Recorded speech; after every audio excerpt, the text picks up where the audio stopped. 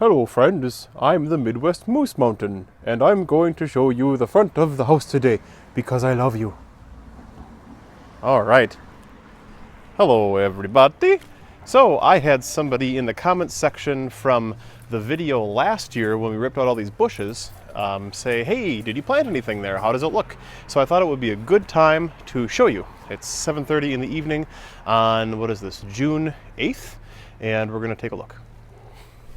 Oh, there it is. Ta-da! And moose. So, if you recall, and I will of course put cards and links to the old bushes videos, overgrown bushes everywhere, including up to here where the grass hasn't fully grown back in. Thorny things, like 30-year-old giant overgrown bushes. You couldn't see any of the nice stonework here. So instead, it's been almost a year. I dug those out in April of 2016. Now it's June of 2017. And a lot of good things. The soil is recovering thanks to, just the change in plants that are there and the mulch and all sorts of stuff. And 90% of what we have here pretty much came from my mom's house and some things from my in-laws' house. So let's take you through. Moose is sniffing. Yeah, I know. Some phlox. We've got 1, 2, 3 different kinds. Oh, he's going to take... No. Moose. Drop it. Guys. Okay. So the dog tried to, hold on a second, eat my lavalier mic. That's something I never expected to happen. Good times. I'm not going to edit this. Who am I kidding? Back to this. We've got some beautiful yellow loosestrife. This stuff just grows and grows. The plant was probably a quarter of this size last year. Same over there. So you've got yellow loosestrife paralleling the entryway. These 3 sizable plants are sedum, which I think are just gorgeous. They were originally when I brought this over, it was 1 plant about 1.5 times the size of this one, and it kind of fell into 3. So I placed it in 3 spots, and I think it looks great. These are some chicks and hens. I think that's what they're called. Yep. And we'll see how they last. Same over here, the chicks and hens. If they take, they take. If they don't, they don't.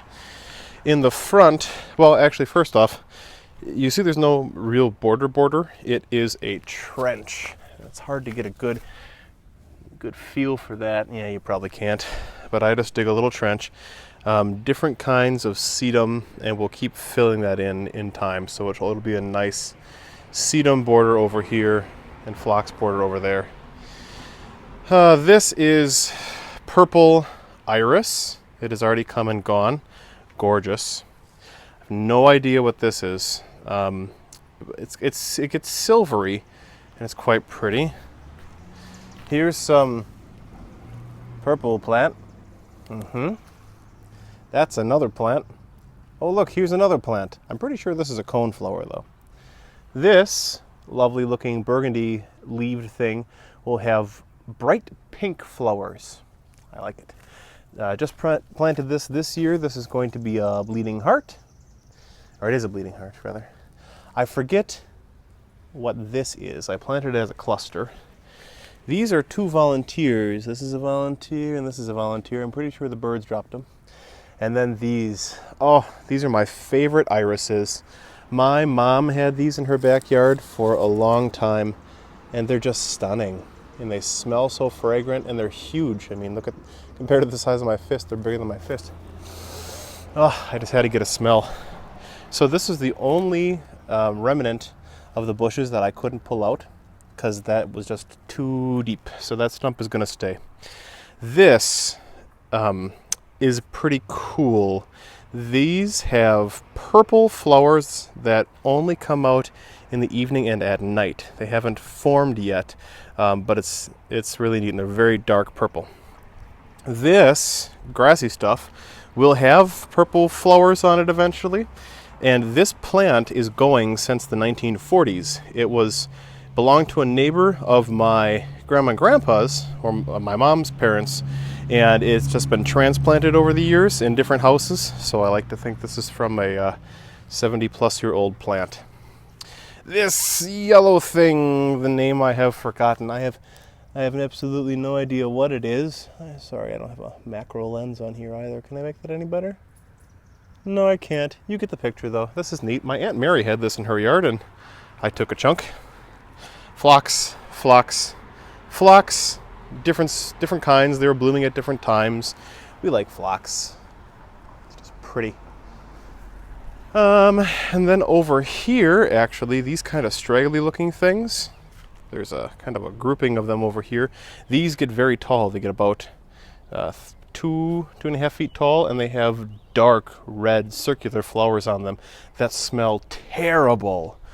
Terrible, but they attract like different kinds of butterflies and bees, so that's good.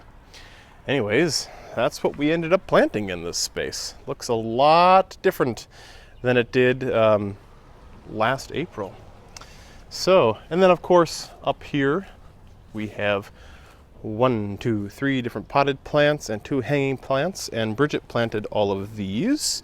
She does every year some nice annuals. This year we went with red and yellow and orange.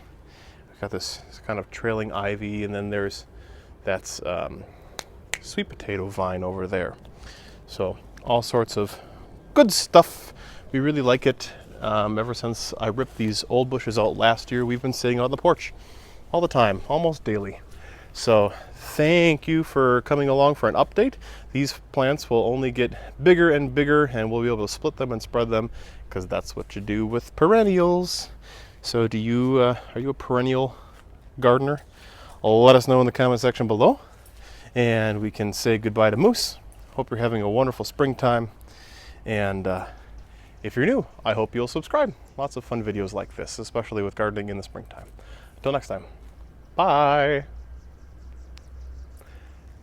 Doot.